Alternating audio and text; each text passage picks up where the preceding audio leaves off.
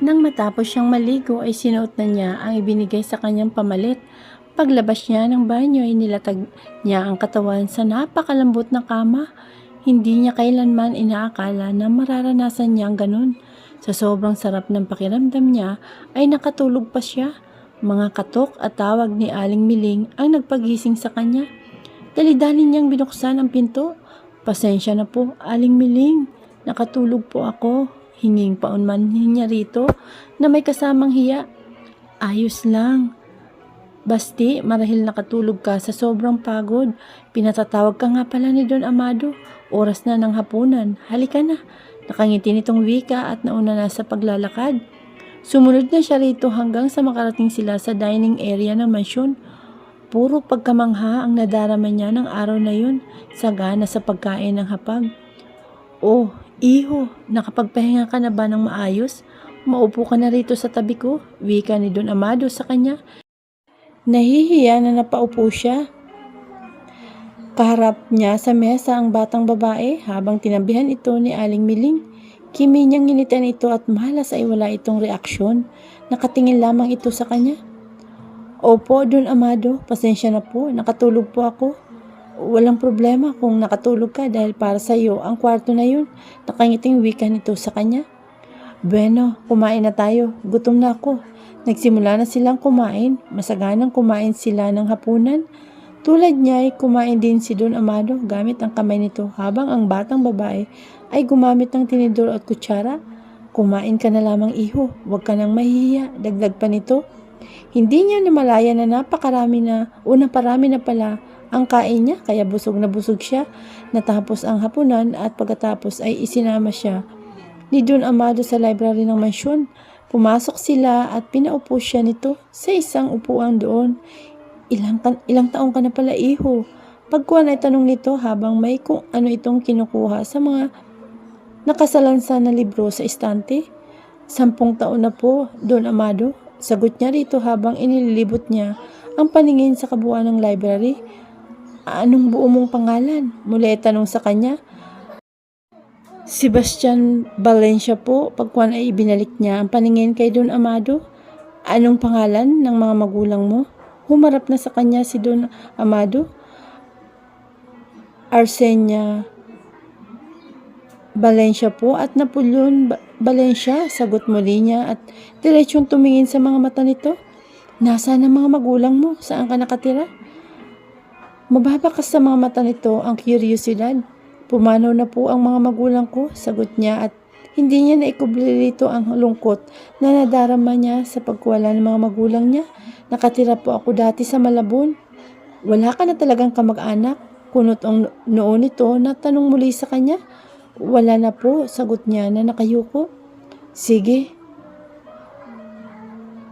Sebastian, pwede ka nang magpahinga. Ipatatawag na lamang kitang muli kung may itatanong ako." Kinabukasan ay maaga siyang nagising. Ipinasya niyang lumabas at maglakad-lakad hanggang sa makarating siya sa kwadra ng mga kabayo. Kasalukuyan na pinapakain ng isang lalaki ang mga kabayo. Pinanood niya ito sa may bintana ng kwadra. Hindi niya namalayan ang pagdating ni Don Amado.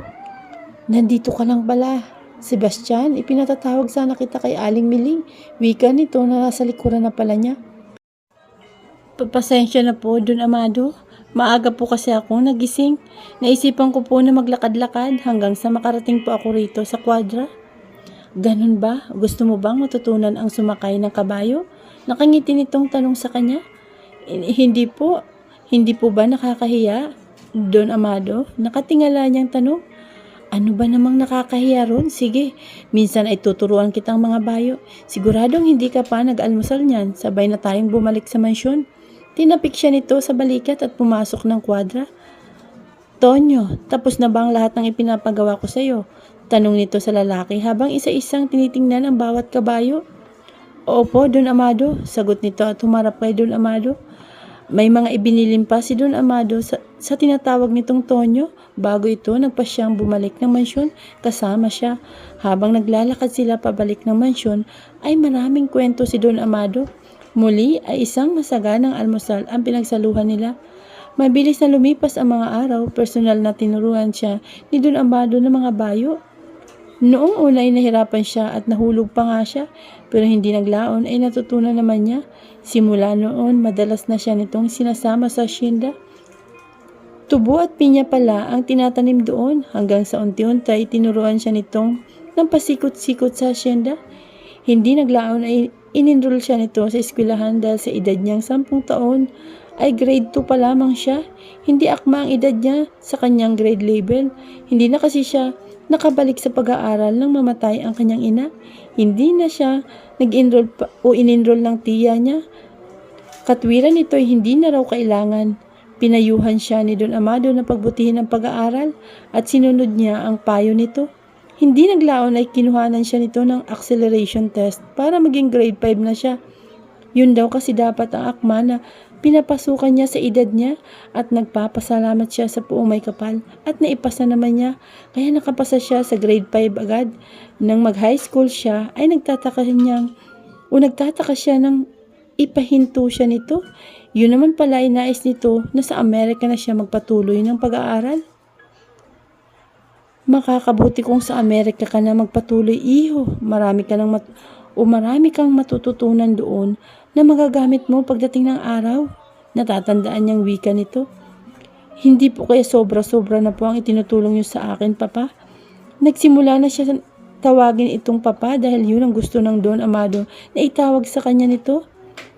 Ano bang sobrang sinasabi mo, iho? Basta mag-aral ka roon at pagbutihin mo lang yun. Yun lamang ang gusto kong gawin mo. Nagkakaintindihan ba tayo, ha? Opo, Papa. Sige po. Kung yun po ang gusto niyo, gagawin ko po. Tumanim sa puso niya magmula noon na anuman ang naisin nito ay gagawin niya. Napakabuti nito sa kanya at itinuturing siya nito bilang tunay na anak. Sa kailawang pagkakataon ay sumaya siya. Ang huling araw kasi na masaya siya ay nang bago maaksidente ang kanyang nanay. Ang kanyang napakabuti na nanay. Kailanman ay hindi siya nito pinabayaan. Namimiss pa rin niya ito. Paano niya ipapahiyang taong itinuturing siya na tunay na kapamilya at kahit hindi siya nito kaano-ano? Ipinasyanan niyang asukasuhin ang mga dapat niyang ayusin. Hindi niya pwedeng biguin si Don Amado. Celestine, nakasara na ang halos lahat ng ilaw sa buong kabahayan. Nanggaling na naman siya sa isang disco bar kasama ang best friend niya na si Micaela. Dahan-dahan na naglalakad si Tin papunta sa kanyang silid. Halos tumingkayad siya upang wag lamang makalikha ng ingay. Hawak niya ang kanyang 1 inches na sandal. Daig pa niya ang magnanakaw sa sobrang ingat na hindi makabulahaw sa mga taong nananakawan. Tulad ng dati niyang nakagawian ay walang kamalay-malay ang ama niya sa pinagagawa niya dahil ang pagkakalam nito ay isa siyang ulirang anak. Dati naman talaga ay ulirang anak siya. Noon yun, kaya nga lamang ay nawala na siya ng gana dahil sa hindi nito pag-appreciate sa mga ginagawa niya. Malapit na siyang makarating sa kwarto niya nang maulinigan niyang boses ng kanyang ama na may kausap ito sa telepono habang nasa teres ito na nasa ikalawang palapag ng kanilang mansyon. Malapit ang kwarto nito sa teres nila. Bakit kaya sa ganitong oras ng gabi ay may kausap pa ito? Wika niya sa isip. Imbis na tuluyan na pumasok sa kwarto ay dumiretso siya sa teres dahil sa di niya malaman na dahilan ay kusang tinalunto ng kanyang paa ang daan papunta ron. Nang nasa bungad na siya ay huminto siya at inilapit palalo ang tenga niya malapit sa may hamba ng sliding door upang mas ganap niyang marinig ang usapan ng kanyang ama at ng sino man na Poncio Pilato na kausap nito. Naka-loudspeaker ang cellphone ng kanyang ama kaya naman siguradong maririnig niya ang usapan ng mga ito. Naisip niya na kung kanina ay magnanakaw siya, ngayon naman ay chismosa dahil doon ay lihim siyang nangingiti. Inilagay niya ang isang palad sa bibig bilang pantakip dahil baka hindi niya mapigilan ang sarili at magkatunog ang pagtawa niya. Kailan ba ang uwi mo rito, Sebastian? Wika ng kanyang ama sa kausap. Kung ganun, ang sampid pala na naman pala sa pamilya nila ang kausap nito at uuwi dito. Bakit? Lihim siyang nagngingit-ngit. Ngayon, darating na linggo na po, siguro Papa.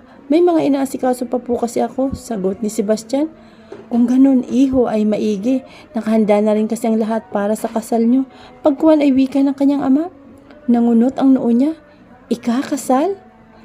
Ikakasal na ang sampid? Kanino? Alam na po ba ito ni Celestine, Papa? Hindi pa, pero sasabihin ko na bukas sa kanya. Sagot ng ama niya at nagsimula na maglakad-lakad sa kabuuan ng tiris. Papayag po kaya siya, Pa? Muling tanong ng sampid. Wala na siyang magagawa. Kailangan na, iho. Bakit kailangan pa na pumayag ako? Pakialam ko ba kung kanino ka naman ikasal? Mabuti ngayon na ikasal ka na. Siguro naman mawawala ka na sa buhay namin. Ipinasya na niyang umalis na at magtungo sa kwarto niya. Pagkapasok niya ay dumiretso na siya sa side table ng kama niya at binuksan na lamang ang lampshade upang walang makalata na nagising pa siya.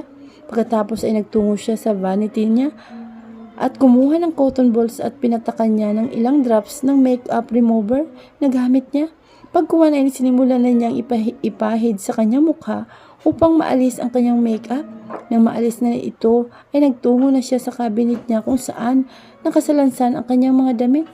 Napili niya ang blouse na may terno na pajama. Hinubad na niya ang suot niyang above the knee na cocktail black dress at sinuot na ang kanyang napiling pantulog. Pagkatapos ay binagsak na niya ang katawan sa malambot na kama. Nag-enjoy na naman siya sa disco. Napapangiti pa rin siya at tila nangangarap siya ng gising. Hindi niya akalain kasi na makikilala niya si Denzel Fernandez. Siya ang sikat at trending ngayon sa isang application sa internet. Sumikat ito dahil sa taglay nitong galing sa pagsasayaw. Bukod doon ay gwapo rin ito kaya naman mabilis na dumami ang subscriber nito at follower sa social media. Isa na rin ito sa kumikita gamit ang social media.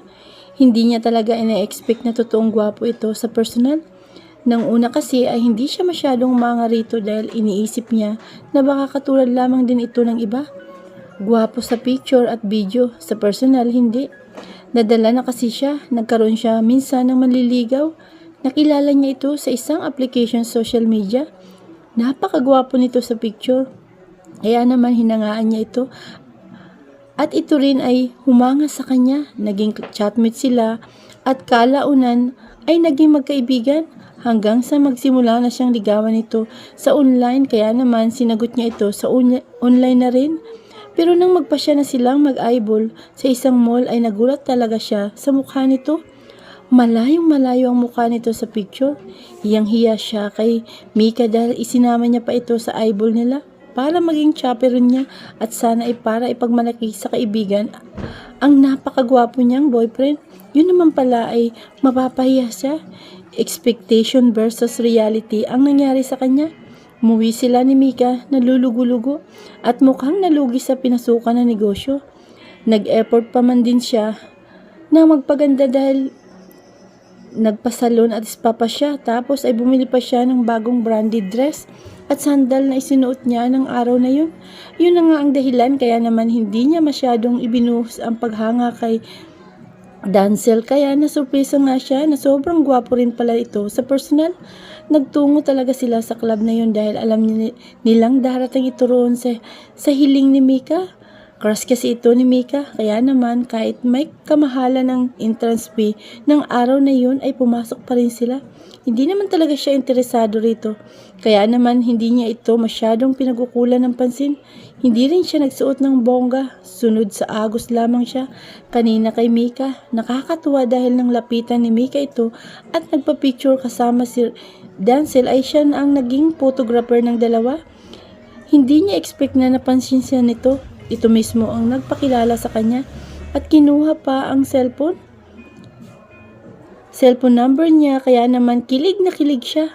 Napapalibutan din naman ng maraming magagandang babaeng disco na yun. Halos babae nga ang laman ng disco ng araw na yun. Pero siya ang nilapitan kaya naman sobrang saya niya nang makaupo sila ni Mika sa isang stool sa counter bar habang kapwa sila sumisimsim ng vodka. Sa kani-kanilang shot glass ay siniko siya ni Alex. Best, ano na? Naniniwala ka na ba yan sa akin? Nagwapo talaga si Denzel. Nangingit ito habang nakaharap sa kanya at iniikot-ikot pa nito ang stool sa upuan na para talaga silang bata nitong si Mika. Marami silang similarity sa ugali. Yun siguro ang dahilan kaya naman naging best friends sila. Turingan na rin nila sa isa't isa ang magkapatid. Nagkakilala sila sa dorm at roommate sila at pareho rin sila ng pinapasukan ng university. Hindi sila pareho ng kurso na kinuha. BS in Agribusiness Management ang sa kanya, samantalang ito naman ay sa Business Management Department from Laguna ang pamilya nito, samantalang siya naman ay sa Bulacan. Pero naging partner sila sa lahat ng bagay. Palagi silang naghihintayan sa isa't isa, sabay silang umuwi at pumapasok sa university na pinapasukan nila. At magkatulong din sila sa paggawa ng mga thesis sa isa't isa. Oo nga, gwapo na nga si Dancel. Malay ko ba naman kasi ko talagang gwapo siya o hindi, di ba? Mataman niyang tinitingnan si Mika habang nagsasalita. Alam mo naman siguro ang dahilan kaya talagang hindi ako nag-e-expect. Oo, tama nga naman. Hinawakan ni Mika ang mga kamay niya habang hindi ito maitago ang excitement at sinabing nakaka-excite. Crush ka niya, ikaw lang ang pinansin ni Dancel, darating ang araw na yan. Kasama ka nga sa video na i-upload niya sa social media. Sisikat ka na rin. Well, proud you best. I am proud you best friend here. Itinuro nito ang sarili. Sobra naman yata yun, best. Nakipagkilala lang naman siya sa akin at wala naman siyang sinabi na kahit na ano. Ito naman, oh. Tin, matatandahan na tayo. Nasa millennial period na nga tayo ng taon. Hindi na tayo ang mga sinaunang tao na Maria Clara. Advance na mag-isip ang mga kasabayan natin. Hindi na rin uso ang ligaw-ligaw. Mahaba nitong paliwanag kapag kuwan ay nagpatuloy. Doon pa lang sa paglapit niya sa iyo, halata na siya na type ka niya. Hello, malakas ang pagsasalita nito. Dahil baka hindi sila magkarinigan o magkaibigan dahil napakalakas ng sound ng disco. Hay, napabuntong hininga siya habang ang mga mata ay nasa kisame na tila ba. May mga nakikita siya roon na nakatutuwa dahil hindi mapuknat ang ngiti niya. Kahit madilim sa kwarto ay tanging lampshade lamang niya ang nagbibigay liwanag sa napakadilim niyang kwarto. Nakatulog siya na masaya. Ang hindi niya inaasahan, kinabukasan pala, ay magiging bagungot ang gising niya. Nasa hapagkainan sila at kasalukuyan na nag-almusal nang magsalita ang kanyang papa. Celestine, pagkatapos kumain, may pag-uusapan tayo sa library. Sumunod ka sa akin. Opo, papa. Sagot niya na nakangiti. Magaan kasi ang pakiramdam niya nang magising. Dala pa rin niya ang saya dahil sa nagdaan na gabi na nakilala niya si Dancel. Natapos na silang kumain at sumunod na siya sa kanyang papa sa library. Pumatok muna siya sa pinto ng 3 beses bago pinihit ang siradura at pumasok. Nabungaran niya ang kanyang papa na may sinusuri na papilis. Tumayo lamang siya sa gilid. Hihintayin niya pa kasi ang susunod na instruksyon ng kanyang papa sa kanya. Ganun siya lagi sa kanyang papa. Kunwari ay ulirang anak siya rito. Nang matapos nito na suriin ang papilis ay tumingin ito sa kanya at sinabing, maupo ka. Sumunod siya rito at tahimik na upo sa upuan sa harap ng mesa nito. Hindi na ako magpapaligoy-ligoy pa, Celestine. Sa linggo ay darating si Sebastian, simula ng kanyang papa. Tumaas lamang ang kilay niya sa sinabi ng kanyang papa. Hindi naman lingid dito na naiinis siya kay Sebastian. So what? Wika niya sa isip. Lunes ay kakasal kayo. Napatayo siya sa upuan sa narinig. Tama ba ang narinig niya? Wika niya sa isip. Papa, pakiulit po yung sinabi niyo. Hindi ko po kasi masyadong naiintindihan. Tama ang narinig mo. Celestine, sa darating na Lunes ang kasal niyo. Nakahanda ng lahat at ayoko nang mapapahiya ako. Mariin at walang gatol na wika nito. Hindi niya alam kung may banta sa himig na yun ng kanyang papa. Dahil ka papa, sandali, baka naman nabibigla kayo sa sinasabi niyo. Biglang nanghina ang mga paa niya, kaya napabalik siya sa pagkakaupo. Ang saya pa niya mula kagabi, tapos yun na ba ang huli? Ito ba ang kapalit ng saya na yun? Muli ay wika niya sa kanyang sarili. Hindi, Tin, matagal ko na itong napag-isipan, mas mapapabuti ang buhay mo. Kung si Sebastian ang makakatuwang mo, magtiwala ka sa akin, anak. Papa, wala po sa isipan ko ang magpakasal. Nagmamaktol na wika niya rito. Kulang na lang ay magpapadyak siya sa harapan nito. Hindi niya ito direktang masalungat sa gusto nito dahil ayaw niyang masira ang magandang record niya rito kahit papano. Isulat mong papel na yan ang gusto mong maging maid of honor at abay sa iyong kasal. Inilapag ng papa niya sa mesa ang isang big notebook. Kung wala naman, ay ako na ang bahala. Mabuti pang maid of honor, papa, at abay, pwede kong piliin. Ang groom, hindi. Pipi niyang wika. Nanlulumong isinulat na lamang yan. Ang maid of honor niyang si Mika, ang best friend niya. Makikita sa mukha ng papa niya ang determinasyon at gusto nito. Sa huli, gusto pa rin niya na maging masunurin na anak dito. Ibinalik niya sa kanyang papa ang big notebook nang maisulat niya ang pangalan na hinihiling nito. Wala ka na bang idadagdag? Wika nito habang binabasa ang isinusulat niya. Wala na po, papa. Malungkot niyang wika rito. Kung ganun ay maaari ka nang bumalik sa iyong kwarto. Tumalikod ito sa kanya. Sige po, papa. Malungkot siyang lumabas ng library. Pagkapasok sa kwarto ay hindi siya mapakali. Tinawagan niya si Mika. Yes, hello best. Wika ni Mika na sa tansya niya ay kagigising lamang nito at baka nagising lamang ito sa tawag niya. Best, hindi niya alam kung paano niya sisimulan ang sasabihin dito. Ano nga? Dinig niya na naghikab pa ito. Ikakasal na ako sa Lunes. Ano? Biglang nawala ang antok nito sa narinig mula sa kanya. Ikakasal na ako. Ulit niya sa mahinang boses. Teka, hindi kita maintindihan. Anong kasal? Is this kind of a joke? Well, sige best, I'm starting to laugh. Wika pa